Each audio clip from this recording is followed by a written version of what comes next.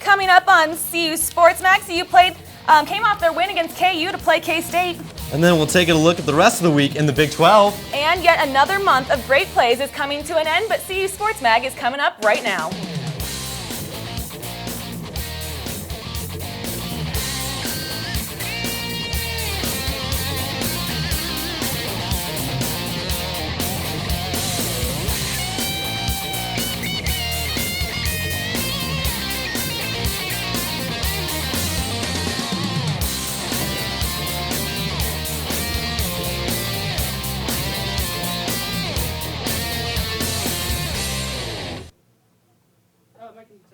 Well, sitting alongside Matt Hanlon, and Matt, another great week of CU Sports.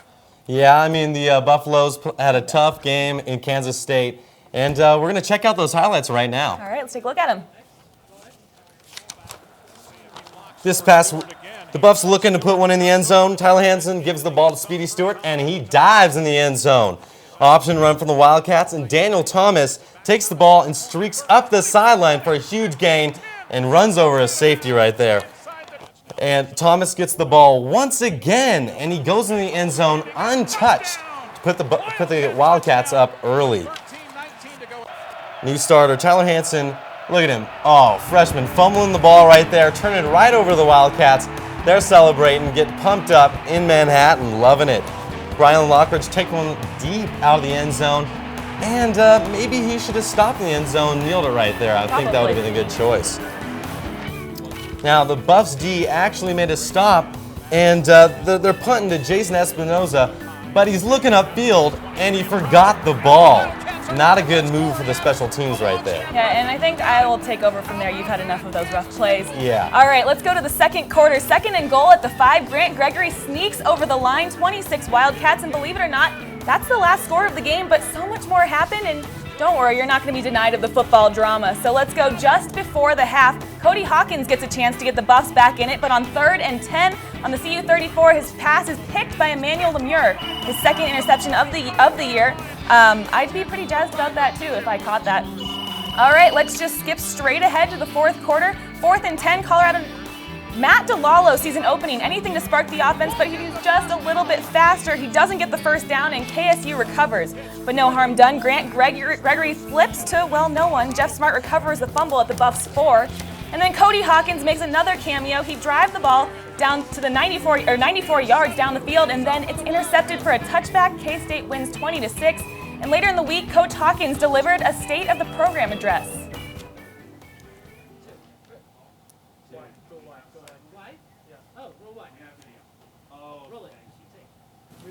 If I had to start this thing all over again, would I do a few things different? I probably would.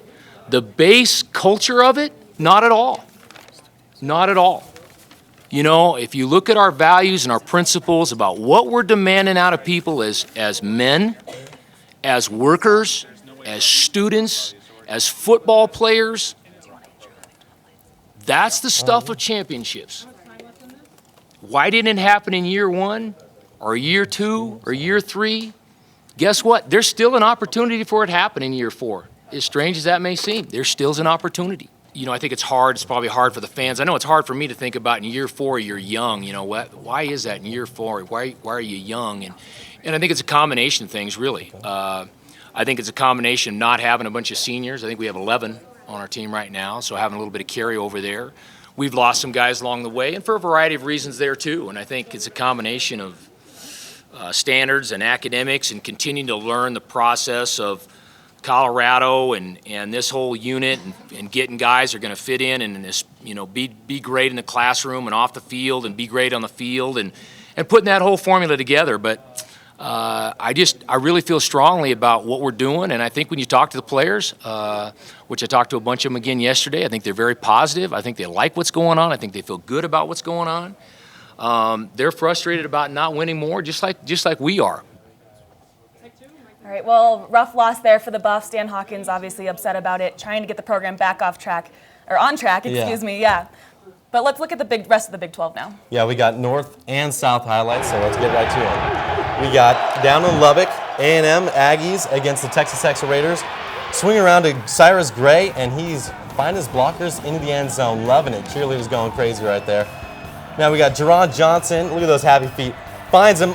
Oh, gets ran over, but he catches the ball. Little end around to Christian Michael, and he could go all the way. Pay dirt, and look at him celebrating with the armed services right there. Loving it. Texas, Missouri. Blaine Gabbert floats one up for Jared Perry, and he pulls it down, but that would be about all the Missouri Tigers could get for the day. Cole McCoy picking up the blitz, and he rolls around, and he finds his roommate, Jordan Shipley, who dances into the end zone for 6. Mizzou punting in their own end zone, but blocked by that good Texas special teams and recovered in the end zone for 6. They're loving it down there in Texas. Gabbert hands off the ball, and he goes back for the little flea flicker, but he's drilled by Curtis Brown. McCoy again with the ball rolling right and finds John Charles on the numbers. And it's 6 again for the Texas Longhorns. They're rolling over them down there in Columbia. Look at that. The fans are loving it, and so are the boys singing Texas, the Eyes of Texas. Hook 'em, Horns. All right, KU versus OU. Landry Jones, not Sam Bradford. Second quarter, 3rd and 8 on the OU 22. And Jones not looking like his Heisman winner counterpart. Let's speed that one up a little bit. That's no gain there. And then that leads to this. We're going to go, he's going to throw a huge pass down the field, but that one gets picked right there. No gain for Kansas, University of Kansas, and that's going to lead to this. Jacob Brandstetter going for a 57-yard field goal to end the half. That's a career long and the 6th longest in Big 12 history. So now 35-6, Oklahoma at this point in the 4th quarter, 2nd and goal, and Racing dives into home. Oh, sorry, World Series on the brain. All right, Nebraska, Iowa State. And Nebraska, you don't deserve to wear the color red after this game, so we're taking it away from you. This is what we call a montage of turnovers. Nebraska had 8 in the game, so sit back, relax, and enjoy, Buff fans.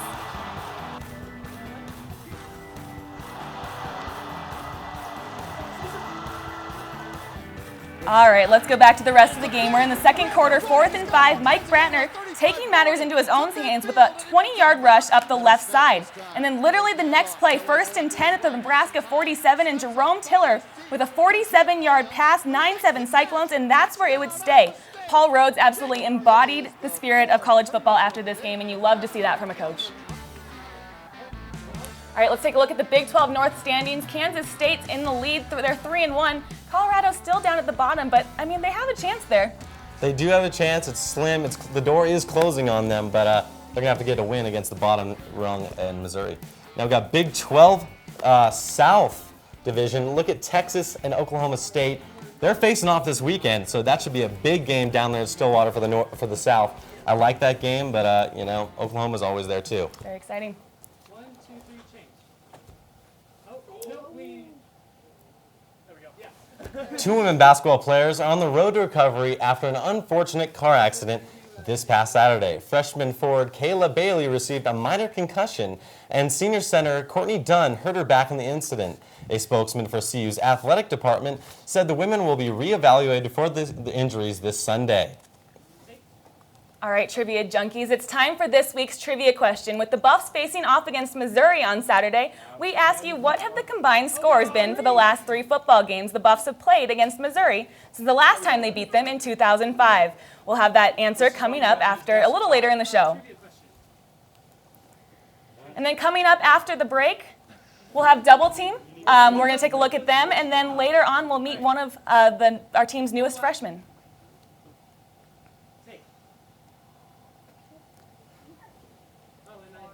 Where's the audio?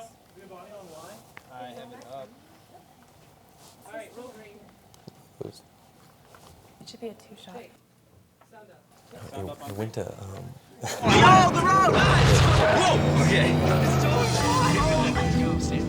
How would you like to save your life from an ugly, reckless driving death? Don't answer yet. There's more.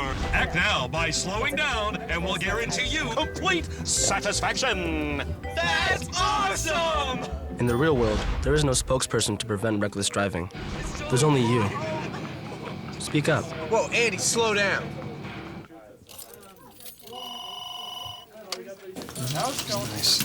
Hey guys. Ooh, I've been looking for that. Has Legal seen this? Yeah. Cheryl, what happened to your Oh, yeah, I know. If it gets any worse, I'll have it checked out. Worse? How could it get worse? Yeah, maybe we should call somebody. I'm fine. You wouldn't ignore this, so why ignore the signs of a stroke? At the first warning signs, call 911 immediately, because time lost is brain lost.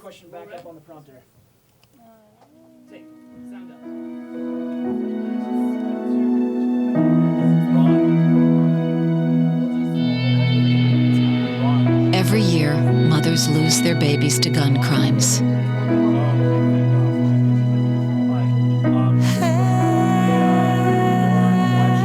You'll always be your mother's baby. So before you commit a gun crime, think about who you'll leave behind. Gun crimes hit home. Well, sorry about the technical difficulties. It is Halloween weekend, something haunted going on in the studio. But Trivia Junkies, it's time for this week's trivia question. With the Buffs facing off against Missouri on Saturday, we ask you, what have the combined scores been for the last 3 football games the Buffs have played against Missouri since the last time they beat them in 2005? We'll have that answer a little bit later in the show. And right now, we're going to go over to the double team set, where Andrew and Sam are going to be breaking down last week's game and taking a look at next week's game in the future. All right, actually, we're not going there. More ghosts in the studio. We'll take a look at volleyball. The women's volleyball team hit the road this week with a pair of Big 12 North matchups. On Saturday, the Buffs first faced number 2 ranked University of Texas. In the first set, the Buffs kept the Longhorns on their toes, forcing them to use all of their timeouts. But Texas quickly rebounded and silenced Colorado in 3 straight sets. Kara Schrader led the Buffs offensively with 11 kills. Colorado hoped for a better fate in their next game against Oklahoma. And then, unfortunately, the Buffs' hopes were soon dashed. CU started promising with an early 3-point lead over the Sooners. However, Oklahoma found their momentum and defeated Colorado in 3 sets. Rosie Steinhaus was the offensive leader with 9 kills. On the defensive end, Schrader led the 9 digs with the 2 losses. The Buffs fall to 6-15 overall and 1-11 in the Big 12. Colorado now prepares to play Iowa State on Halloween at home at 4 p.m. CU women's soccer experienced a tough 2-0 loss against Texas A&M last Friday.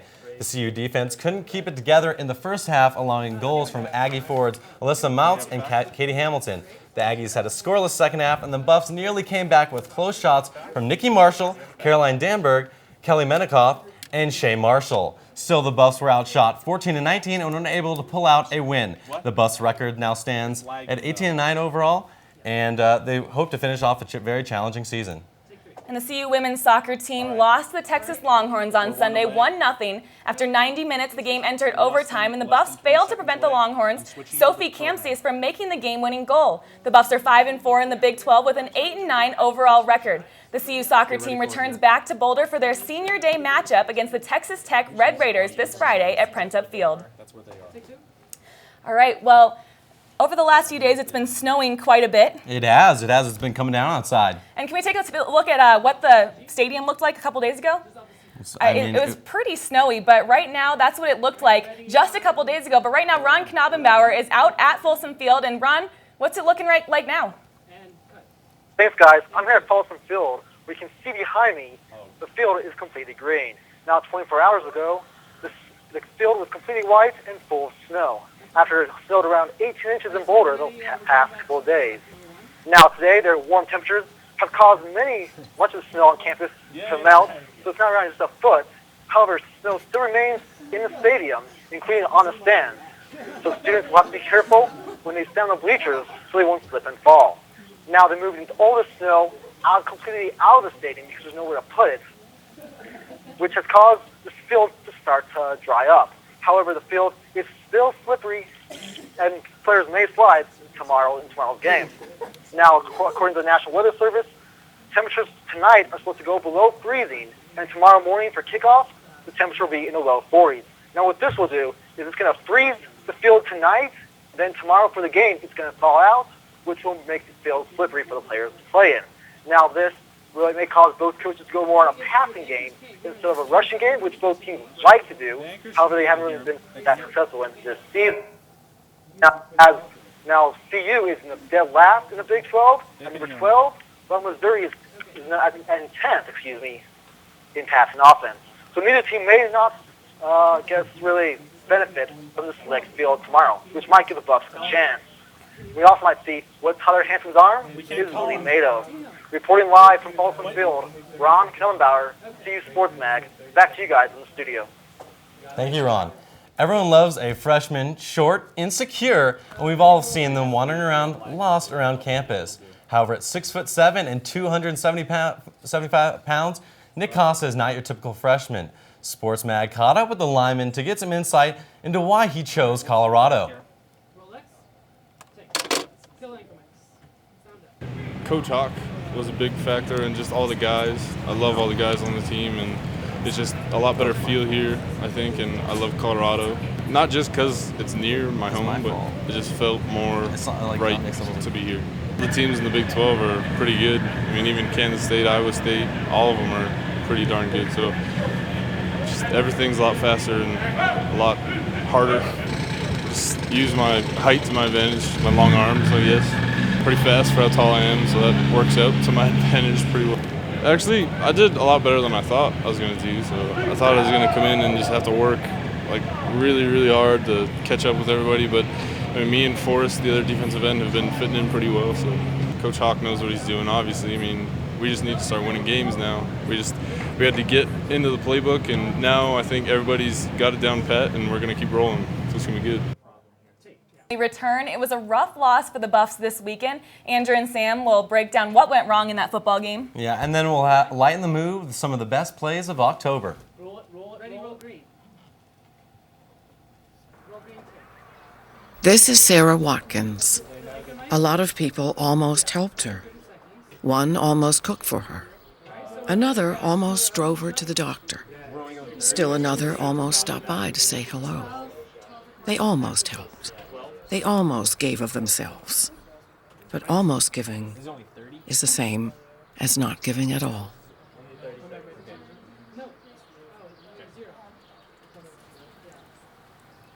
All right, well, the long wait is over. Double Team is finally into our show. Finally here. So let's take Andrew and Sam. Guys, what went on in the game this weekend? Roll red. Welcome to Double Team, everybody. Alongside Sam Holt, Andrew Tomasini here. We're going to be talking a little bit about CU football. Now, before we preview tomorrow's game versus Missouri, we're going to go back to last week and talk about Kansas State. Now, Sam, last week Colorado looked to, they were churning a little bit. They were starting it off pretty good. They actually went down 3-0 early, but then went back up 6-3 after a 13-play, 71-yard drive capped off by a 2-yard touchdown score from Rodney Stewart. This week, as we're looking at Missouri and kind of thinking about last week's game, what was the problem? Was it Tyler Hansen? Was it that they couldn't figure out the defense? I mean, what was wrong with last week's matchup? I think one of the main problems was that this team knew what to expect when it came to Tyler Hansen, and they sacked him 4 times and just wouldn't allow him to advance at all, and that was a huge advantage for the team. Yeah, I mean, it's so tough to the quarterback situation is such an integral part of the team that you really have to be on the same page week in and week out. And, here we go again with that carousel, Cody Hawkins, Tyler Hansen. Last week, Tyler Hansen actually went 7 for 14 for 89 yards. And overall, Cody Hawkins went 10 for 23 for 95 yards and 2 interceptions. So neither one of the numbers really were all that great. So you got to think, what are they going to do this week versus Missouri when they can't even figure out the quarterback position? It's just too tough for them. With the CU-CSU club hockey game coming up, they're going to have to shore up the defense, and the defense did not play very well last week. They gave up 284 yards rushing, 145 of them to Daniel Thomas, and 1 touchdown score. So this week, what is Colorado going to have to do to improve that defense? Well, I think their defense has always been very good before, and I think what they're just going to need to do is just draw on their past performances and just look back at their past games and pull that up for the game against Missouri. Exactly. Now, we are going to look ahead to Missouri right after this commercial break, so come back to Double Team.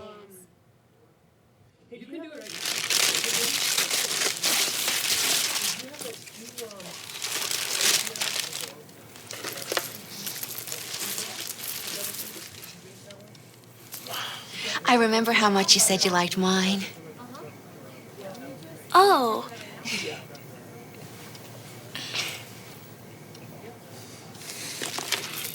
You don't have to be perfect to be a perfect parent. There are thousands of teens in foster care who would love to put up with you. Hi, welcome back to Sports Mag. Right now we're going to get into the game against Missouri coming up tomorrow. What do you think we can expect from tomorrow's game? You know, it should be interesting. Halloween, homecoming, it definitely should be interesting. Looking at Missouri specifically, they're 4-3 overall. They're 0-3 in conference play. They've lost 3 of their last games versus Big 12 opponents, Nebraska, Oklahoma State, and Texas. So what can we expect? Not very much. They're not as explosive as last year, basically. We lost to them 58-0. Actually, over the last 2 years, we've given up a total of 113 points. So you look at this Missouri team, and they're just not as the talent-wise. It's just they're not on the same level as they have in the past. And Blaine Gilbert hasn't been playing that well either over the last 3 games. I mean, he is a strong player, though. I mean, Blaine Gilbert completes 57% of his passes. He has 13 touchdowns and 5 interceptions in a season and almost 2,000 total passing yards. So you never really know what to expect from him. Exactly. And you know what else is interesting is that you look at this Missouri team right now, and they're the #1 penalized team in the Big 12. And you're just knocking yourself down game in and game out with these penalties right here. And, you know, we're going to look at this game versus Texas last week, and they just had untimely turnovers. They just weren't passing the ball well, weren't running the ball well. Actually, over the last 3 games, they've had 5 interceptions, so it should be interesting to see what they come out with. But also, you have to look on the flip side of this. What is CU going to come back with? What are they going to do to, you know, kind of boost up their confidence after a lackluster performance last week in Manhattan? Well, I think that CU just has the advantage of just being at home, and it's Halloween, and I think their biggest advantage overall is just their fan support here. Well, you know, another thing that we have to think about too as well is Blaine Gilbert went out of the game last week versus Texas in the 3rd quarter with an ankle injury. Now, he has participated in practice all week, but you never know how he's going to respond. Cold weather might be a little bit of stiffness in his ankle, so it should be interesting to see what the CU defense does to, you know, kind of come after him and maybe rile him up a little bit. There's also the altitude levels to consider. Exactly. It's always a change for them. Exactly. Well, for this week's double team, Sam Holt, Andrew Tomasini, we're going to kick it back to the desk now. And Sam, now this weekend is Halloween weekend, so let's start it off with a little joke. Okay, ready? How does a monster score a touchdown? You know, he runs across the goal line. Yeah, okay. Well, with football playing Missouri at 11:30 a.m., the volleyball team playing Iowa State at 4 p.m., and the cross-country team competing in the Big 12 championships in Missouri, it should be a spooktacular Halloween, and let's hope the Buffs are better than sports than I am at telling jokes. Announced Wednesday, 15 Buffs were selected to take part in the academic All-Big 12 cross-country team. 5 men and 5 women have made the first team, which requires them to have a grade point average of 3.2 or better. Another 5 joined the second team with a GPA above 3.0. Kenyon Newman, a 5th-year senior at the University of Colorado, has been selected for the 4th time to this academic team. This Saturday, the Buffs will hail the University of Missouri to participate in the Big 12 championships. Picked to finish last in the Big 12, the CU men's basketball team will have to work even harder to prove those critics wrong. Coach Jeff Bizdelic announced Wednesday that the freshman guard Shannon Sharp will miss the entire season after injuring his left knee during a recent workout. The time frame for his recovery will not be determined until after the surgery sometime next week. Sharp was expected to be a contributing factor as the backup point guard behind current starter Nate Tomlinson. All right, Matt, well, we've reached the end of yet another month in CU athletics. Yes. October's over. So, yeah, let's take a look at some of the best plays from October.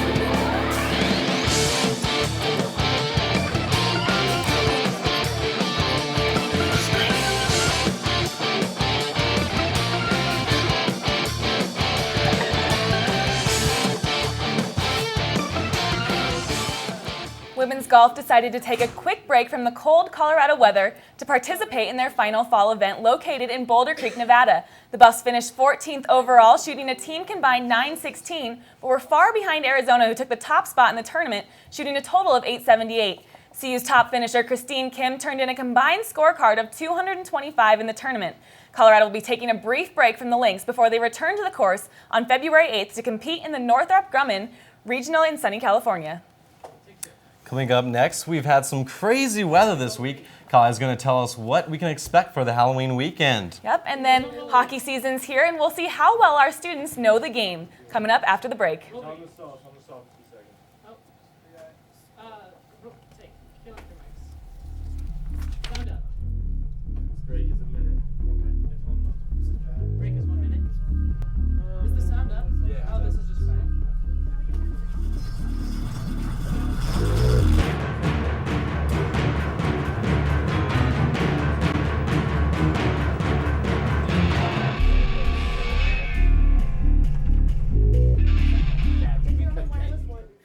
Yeah, we did. Oh, yeah. 30 seconds. Hey, guys!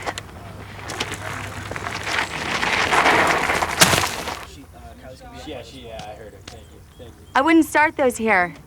ATVs give off sparks. You could start a wildfire. Sorry. See ya. 9 out of 10 wildfires are caused by humans. Only you can prevent wildfires. And then before we give you the answer to this week's trivia question, we'll remind you of, or the answer, we'll remind you what the question was. All right. What have the combined scores been for the last 3 football games the Buffs have played against Missouri since 2005? The answer is 141 points for Missouri versus a mere 23 for the Buffs. Hopefully the Buffs will improve this number when they face off against Missouri on Saturday. Take 2. All right, and now Kylie's here with the weather, and it's been a really crazy week here in Boulder. It has. It's been dumping, but now it's pretty good now. All right, Kylie, what can we expect for Halloween weekend? Thanks, guys. We've had a pretty crazy week of weather with a snowstorm hitting Boulder on this past Wednesday, closing all of the high schools in Boulder Valley and even some to Denver and Longmont areas as well. So it's been a pretty crazy week. As you saw earlier in the show, Folsom Field is still looking pretty snowy, but let's see what this weekend has in store for us. As you can see here, we do have a high pressure system over Colorado, which is excellent news. That means that the snow has passed and we've got maybe some clouds rolling in, but other than that, the weather's not going to be too bad at all this weekend. Great news. So as you can see here, Boulder's looking pretty great as well.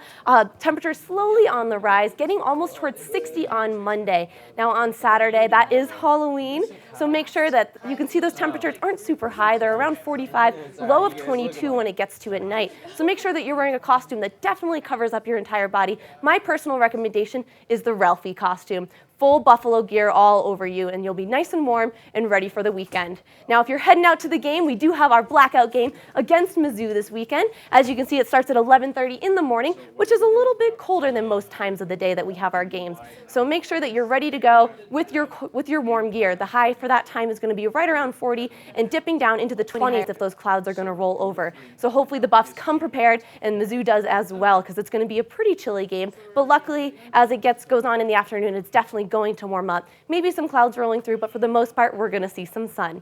Now, for those of you heading up to the slopes this weekend, Arapahoe Basin is probably one of your favorite choices, especially if you have the 5 Mountain Pass. They've gotten some snow as well as Boulder has. Surprisingly, not as much, only 9 inches, but that's still a great way to get up there and have a good time. Now, I do want everyone to be careful when driving, so I want you to take a look at the driving conditions. I-70 has icy spots as well as some slush and definitely some high winds up there as well. So make sure that when you're up there, you're definitely being very, very careful and definitely be safe. Are you guys planning on going to the game this weekend? I'm definitely going tomorrow. I am definitely going to be there. It's going to be a little cold, though. Yeah, absolutely. Wear your jackets and everything, but wear black, of course. All right, well, thank you, Kylie. And for Matt Hanlon, I'm Amanda Blackwell. Thanks for watching CU Sports Mag. Have a great Halloween weekend. And mute everyone. Music, please.